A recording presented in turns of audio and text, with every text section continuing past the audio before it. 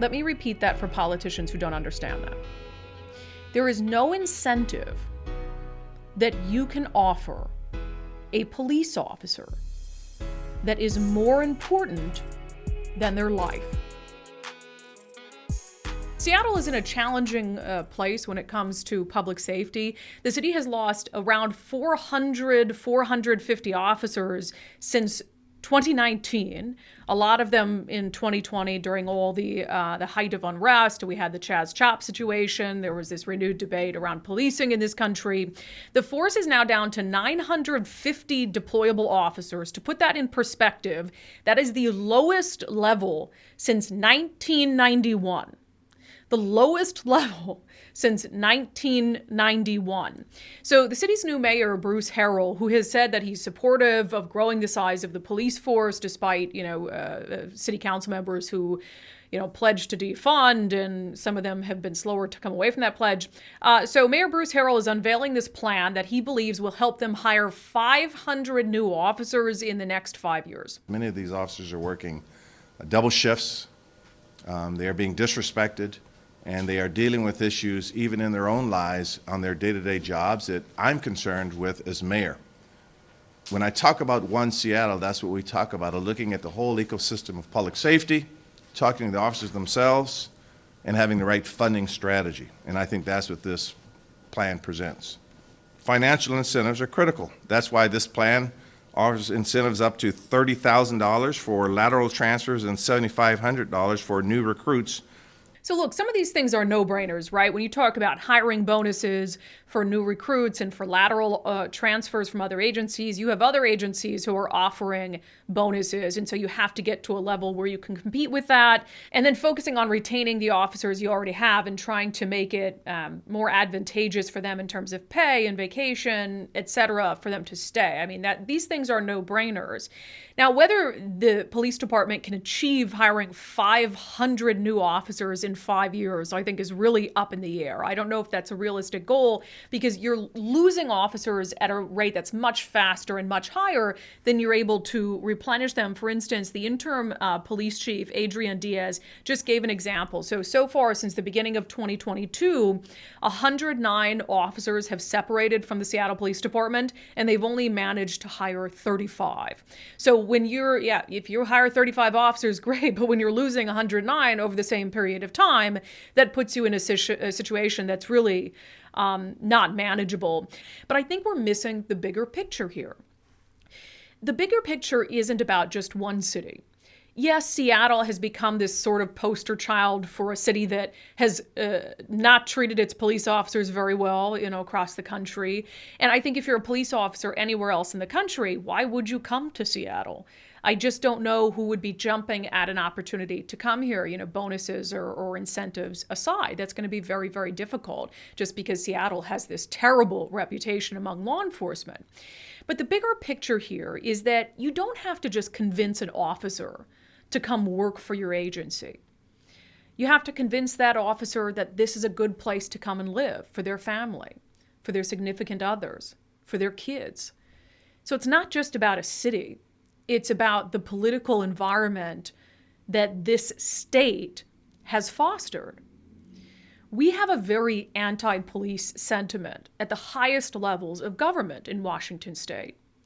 You have a governor in Jay Inslee who has been explicitly told on multiple occasions that he is not welcome at the funerals of fallen police officers.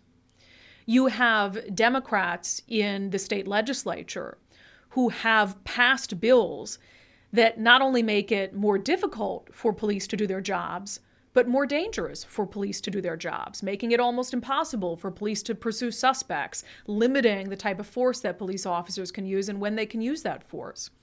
So if you're the family of a police officer who thinks, well, Seattle's offering some really good incentives, does that balance things out? There is no incentive you can offer a police officer that is worth their life. Let me repeat that for politicians who don't understand that. There is no incentive that you can offer a police officer that is more important than their life. And in the same vein, there's no incentive, no financial, monetary incentive you can offer a police officer that officer's family would prioritize above their safety. So Seattle can have this, what I think is a slow change of heart in leadership, and you can offer all these things at a city level to try to get officers to come here. But the truth is that we continue to live in a state that is not welcoming and not appreciative of law enforcement. When you have Democrats who are making laws that, again, make it more dangerous for police to do their jobs, when you have a governor who still has not spoken out about the public safety crisis that we're in. This is a governor who said during the Chaz Chop debacle, when 6 square blocks in the city of Seattle were taken over by rioters, that he didn't know anything about it, that he hadn't heard of it. Of course, he changed his tune and said, oh yeah, I knew all about it, a couple of months later when he was running to keep his job. And so it's not about just getting police officers to come to Seattle for some monetary incentives. It is about making Seattle, making the surrounding areas, making the state a place that is welcoming and appreciative when it comes to the really difficult jobs that police officers do every single day, and convincing their families that, yes, this is going to be a supportive community, not only for your loved one who puts on the uniform, but for you as well. And I've always said that I am always going to support good officers. There's, of course, a limit to that support. I mean, you look at Uvalde, Texas. We should all have limits to, under the circumstances that we're willing to support people who put on the uniform and protect and serve. We're not talking about supporting bad cops. We're not talking about supporting rogue cops. But where we're at right now is not an environment that is conducive to having good officers come here and want to protect and serve. It's just not.